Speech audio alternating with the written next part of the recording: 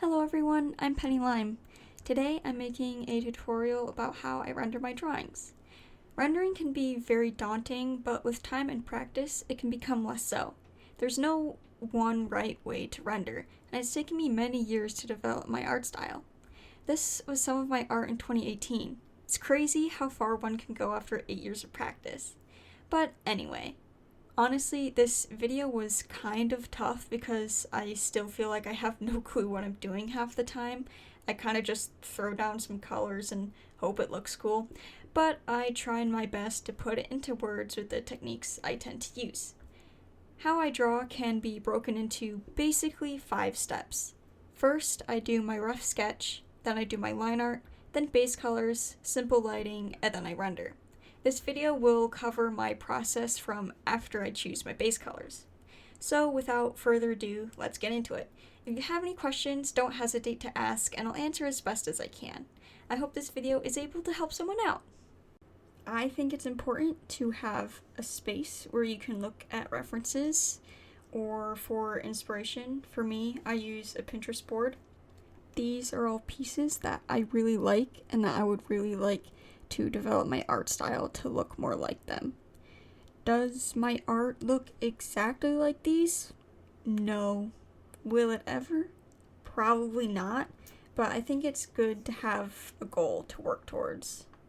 Usually before I start drawing, I'll pick one, like this one is one of my favorites that I reference a lot, and I'll just pull it up onto my second monitor where I can look at it while I draw. So, on to actual drawing. So, I work in Clip Studio Paint EX, and I have a perpetual license for version 2, so that's just the program version I use. For my brushes, besides effect brushes, which I have a whole ton, like go haywire in the Clip Studio Asset Store for those, I mostly only use 4 brushes, and 3 of them are default brushes. Only one of them I downloaded from the Clip Studio Paint Asset Store. I do not know how to make custom brushes, and like myself, and I do not use them. I use the Milli pen for line art. I use the G pen for coloring and details, and then I use the airbrush for various shading and effects. Sometimes I'll use a vector layer for line art and like manipulate it afterwards. Now for the brush I downloaded off the asset store. It's the brush I mostly use for rendering, and it's called the flat oil brush. Here's a picture of the ID in case you want to download it yourself. I have downloaded so many other brushes in the past just to try them out, but I find myself always coming back to this one. It is my favorite. The reason why I like it so much is because you can place down paint and then you can almost kind of take it away, so it goes both directions. So it's really useful for rendering and blending at the same time. Now for the actual file. When working in a document, I usually start with a 2000 by 2000 canvas with 300 resolution, and then I manipulate it from there.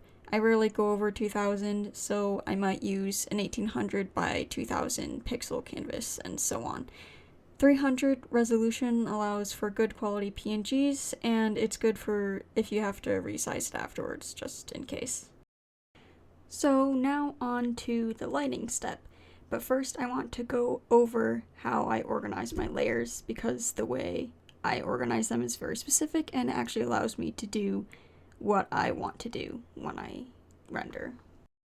So you can see in my layers that I utilize folders. I have my base colors and line art in one folder, and my sketch outside of the base color folder, but everything related to the character is inside one large folder.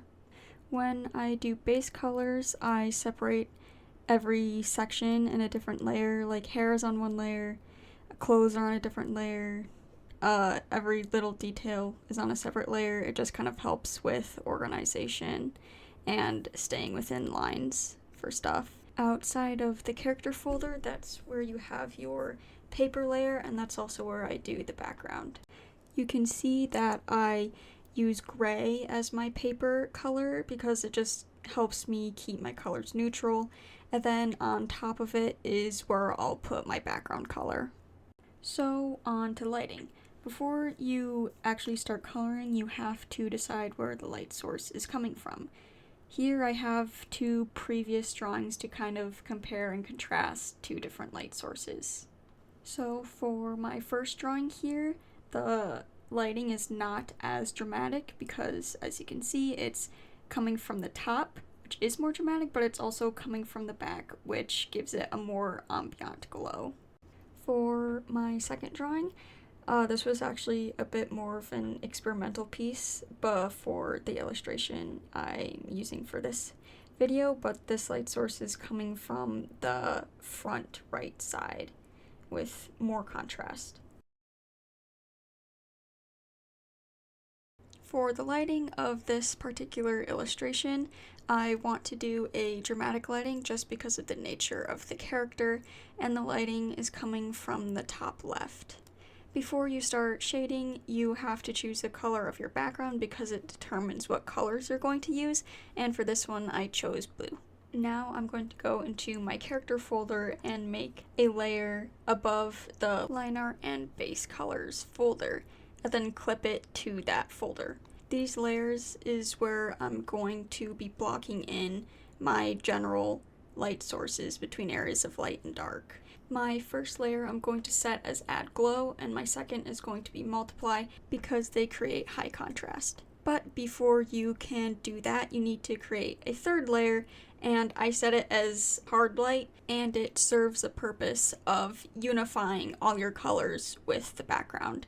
The base color of this layer is usually the most prominent background color, and then I lower the opacity. I then use the airbrush to put in general areas of light and dark, and then opposite of the light source I put in a grayish tone, and to prevent the skin from looking too ashy because I'm using blue, I block in a general area of orange around the skin. And then just so you can see what I mean, this is what the layer looks like when it's on normal and full opacity. Now that that's done, I'm ready to finally start drawing in the actual light. First, on my add glow layer, I block in where the light hits. At first it's kind of messy, but I just want to get the general idea. When working, I have the mindset of general to specific, and you can see that in my process. I just go through with the G pen and highlight areas, and I try a couple different ways to decide how I like it best. After the general light is set, I go on my multiply layer and airbrush a darker blue color and lower the opacity. I then move the add glow layer on top of the multiply layer to keep it bright. Now the contrast is set, and I go through and make the lighting more neat and exact with just the eraser tool and G pen, keeping in mind how each body part interacts with each other and creates shadows. You do also have to have at least somewhat of an idea of how lighting works and how it hits and travels across a form. It doesn't have to be completely realistic because, well, it's art, and if I think something is prettier when not based in reality, you bet I'm picking the prettier option. And as a side note, I use blue as my lighting because that's the color I want the light source to be in the background. If I wanted the light to be orange, I would use orange, and so on. It's also important to have all three of these layers clipped on top of the base colors and line art folder, so the lighting manipulates the colors of everything in that folder. Now that that's done, I use the blur tool and blur areas of the light to soften the effect. Usually I blur the areas of light that are opposite of the light source, or areas that are not actively making a stark contrast of light and shadow to create form, for example the lighting on the cheek. The light softens when moving across the face and away from the light, but the light is harsher to separate the cheek from the lower face. After that, I use a contrasting color, in this case an orange, and on the same layer, airbrush around the lighting to blend the lighting to the shadows. Then I create a new layer and clip it to the base color folder and keep it on the blending mode of normal. I use the airbrush to blend colors together, create a more glowy effect, and emphasize areas of light and dark. I also use gray and blue opposite of the light source because something color theory and reflecting light. I don't know exactly why, I've never studied it, but I just do it. It works and I go along with it, so yeah. Okay, on to the rendering step. But before I do that, I just want to take note of a couple things. First is the mindset of general to specific once again. I block in larger colors first, and then I specify details later. Second is that I mostly use normal layers on top of my lighting layers. I like to think of rendering as separate between spaces of light and dark, so I'll render the dark spaces with different colors and then render the light spaces. I also use separate layers for each section. For example, I'll render the hair on one layer, then I'll render the skin underneath it because the skin is under the hair and I can erase brushstrokes easily if it goes on a different part of the drawing. With that out of the way, on to rendering. First, I render the hair. When rendering, as previously mentioned, I use the flat oil brush. I go over areas where there's reflected light, such as the section of hair under the bangs and next to the face, and the little hair vents near the part, and it helps with the glowy effect. I then shade the shadowed area with darker colors using the color picker and adjusting it so it's slightly darker, but I tried to keep the colors that I went in with before using the airbrush. When I shade hair, I try to remember to use shapes such as U and N. In darker shadows, I like to put a gray tone in the middle to create depth and interest, and I go in and create shadows to separate sections of hair. Every so often, I go in with the airbrush to soften the hard edges of the rendering. I put in highlights in the darker areas and not really in the lighter areas because that's where the light is directly hitting the hair. When the base rendering is done, I go through with the G pen on a new layer that is on top that's not clipped to the folder, and I add smaller strands of hair. Now for the skin. I use a normal layer under the hair layer, and I don't really do much other than adding details and shadows because the base lighting already did a lot of the heavy lifting. I like to emphasize eye bags and eyelids using a darker tone with the flat oil brush. Contrast under the neck is very prominent, so use a darker shade than you may think. I then go in with a grayish blue tone in the middle and then soften it with the airbrush. The scar got a little obscured, so I go over that too. Then I go over details such as the lips and the knuckles of the fingers, following the same rules with the dark color and gray undertone in the middle. I then refine the light on top of the hand and color in the scarring on the finger.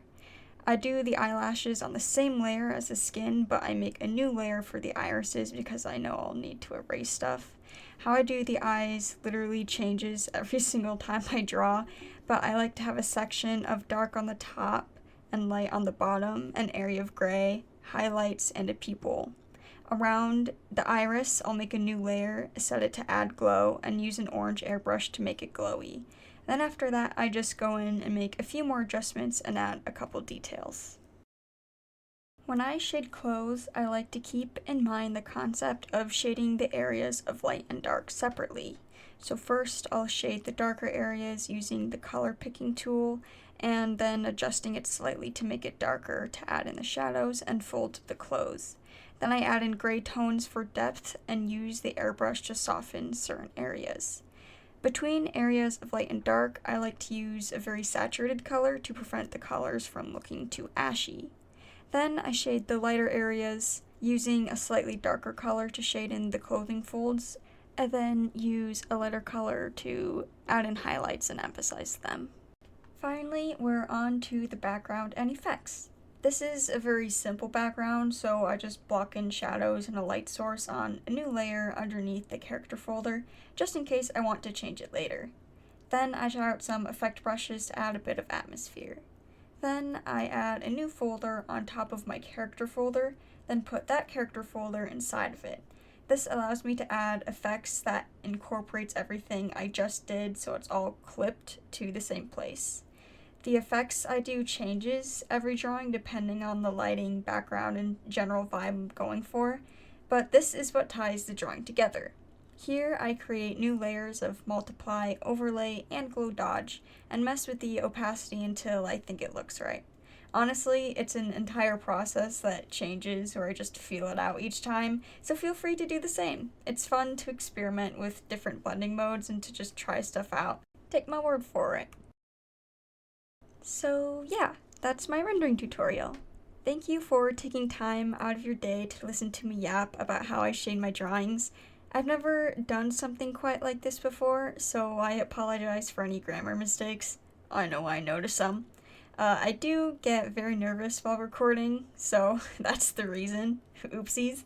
But if you like the video, or just like and want to support my art, consider subscribing and checking out my socials in the description below. I would really appreciate it.